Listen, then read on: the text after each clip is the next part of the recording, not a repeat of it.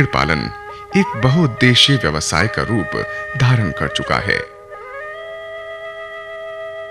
देश के पहाड़ी इलाकों और मरुभूमि प्रदेशों में जहां खेती की संभावना लगभग नहीं के बराबर है, भेड़ पालन रोजगार और आमदनी का एक अच्छा जरिया है।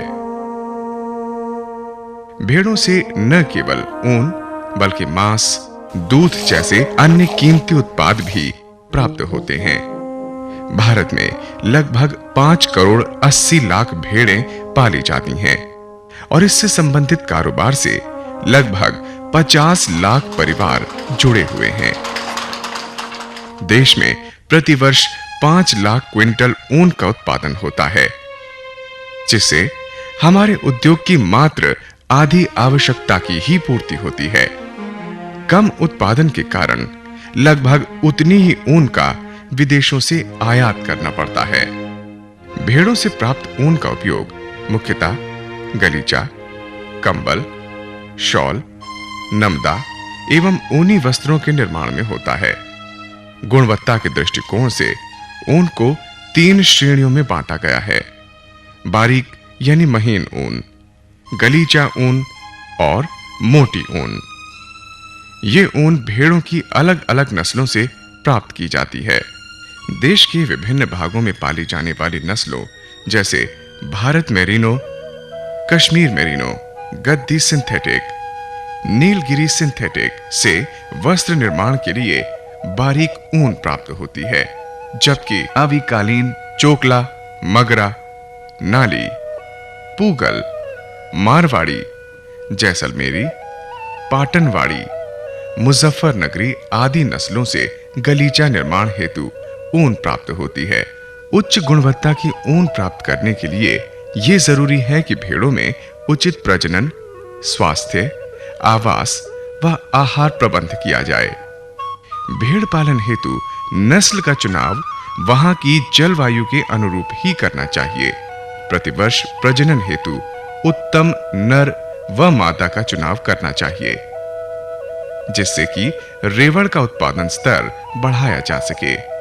इसके लिए नस्ल की शुद्धता, पशुओं के स्वयं के उत्पादन स्तर, उनके वंशज एवं संबंधियों के उत्पादन स्तर का भी ध्यान रखना चाहिए।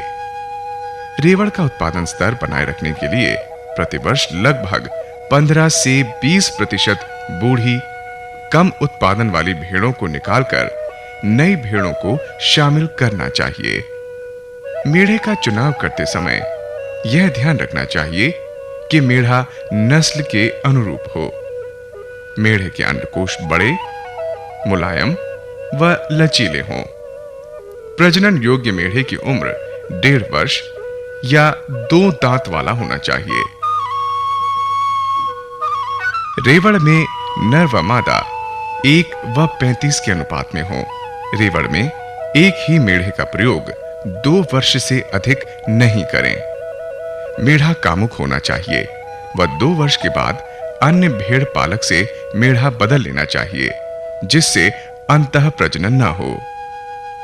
रेवड़ में कितनी भेड़ें गर्मी में आई हैं, इसकी पहचान नर मेढ़े के शिश्न पर कपड़ा बांधकर और उसे रेवड़ में छोड़कर कर सकते हैं। तत्पश्चात गर्मी में आई हुई भेड़ों को उत्तम मेढ़ों से गाभिन कराना चाहिए। गर्भधारण के 5 माह पश्चात भेड़ें ब्याती हैं। नवजात मेमने के लिए खीस अमृत माना गया है, अतः मेमने को मां का पहला दूध समय समय पर पिलाते रहना चाहिए। मां के दूध से मेमनों में रोगों से लड़ने की क्षमता आती है एवं दस्तावर होने से उसका पेट भी साफ हो जाता है। भेड़ों का बाड़ा खुला, हवादार एवं ऊंचे स्थान पर बनाना चाहिए। बाड़े का घेरा कांटेदार झाड़ियों या स्थानीय साधनों से 6 फुट ऊंचा बनाना चाहिए तथा खराब मौसम से बचाव के लिए बाड़े के एक हिस्से में छप्पर डाल देना चाहिए। चरागाह क्षेत्र की कमी और पशुओं की बढ़ती संख्या के कारण प्रति एकड़ पशुओं की संख्या काफी बढ़ गई है। देश में चरागाहों की उत्पादकता में विभिन्न कठिनाइयों के बाद भी चराई क्षेत्रों, एवं चारा उत्पादन के विकास की असीम क्षमता है। मात्र चरागाह संरक्षण व प्रबंधन द्वारा चरागाह का उत्पादन 2 गुना बढ़ जाता है तथा बहुवर्षीय घास के चरागाह स्थापन द्वारा 4 गुना और जलवायु अनुसार बहुवर्षीय घासों जैसे अंजन, सेवन, टॉल फेस्क्यू, राई तथा किकू घास के साथ डाइक्रो, पाला, कैर इत्यादि झाड़ियां और बबूल, नीम, सिरिस, अरडू, खेजड़ी, शहतूत, ब्यूल और विलो इत्यादि वृक्षों को लगाकर त्रिस्तरीय वन चारागाह से 8 गुना चारे का उत्पादन कर इस तकनीकी से 1 हेक्टेयर में लगभग 20 भेड़ों को पाला जा सकता है। जब भी हरे चारे का उत्पादन जरूरत से ज्यादा हो, उस समय उसे सुखाकर हे इसके रूप में संरक्षित कर सकते हैं। भेड़ों से अधिक उत्पादन लेने के लिए 8 से 10 घंटे की चराई के उपरांत गर्भावस्था तथा दूध देने वाली भेड़ों, छोटे मेमनों तथा प्रजनन के दौरान मेढ़ों को उनके शारीरिक भार का 1 से 1.5% रातब मिश्रण देना आवश्यक है।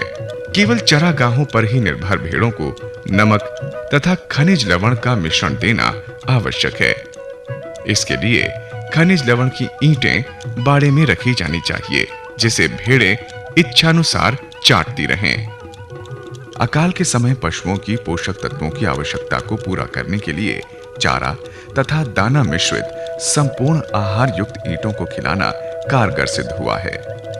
भेड़ों से अधिक व उत्तम गुणवत्ता की ऊन प्राप्त करने के लिए ये जरूरी है कि रेवड़ में सभी भेड़ें स्वस्थ रहें। भेड़ों में अनेक प्रकार के रोग पाए जाते हैं, जिनमें चेचक, पीपीआर, फड़किया व परजीवियों का संक्रमण प्रमुख है। भेड़ों में चेचक एक अत्यंत गंभीर संक्रामक विषाणु जनित रोग है, जो रोगी भेड़ के संपर्क में आने से फैलता है। इस रोग से भेड़ों की खाल खराब हो जाती है, उनकी पैदावार में गिरावट होती है। चेचक से बचाव हेतु प्रतिवर्ष वयस्क भेड़ों को टीका लगवाना चाहिए। पिछले 15 वर्षों के दौरान विषाणुओं से उत्पन्न होने वाला पीपीआर रोग एक महामारी के रूप में पूरे देश में फैल गया है। सीधे संपर्क व प्रदूषित हवा, चारा पानी से विषाणु रेवड़ में फैलते हैं। रोगी पशु के उपचार हेतु पशु चिकित्सक की सलाह से एंटीबायोटिक, बुखार व दस्त अवरोधक दवा देनी चाहिए। रोकथाम हेतु टीका 3 वर्ष में 1 बार लगवाना चाहिए। भेड़ों में जीवाणु जनित फड़किया रोग अचानक मृत्यु का प्रमुख कारण है। रोग से ग्रसित भेड़ें बेचैनी से उछलती हैं, एक ही दिशा में घूमती हैं। इस रोग से बचाव हेतु प्रतिवर्ष 6 माह के अंतराल पर टीका लगवाना चाहिए। भेड़ों में आंतरिक परजीवियों, गोल कृमि, यकृत कृमि, फीता कृमियों का संक्रमण प्रदूषित चारे के साथ कृमियों के लार्वा खाने से होता है।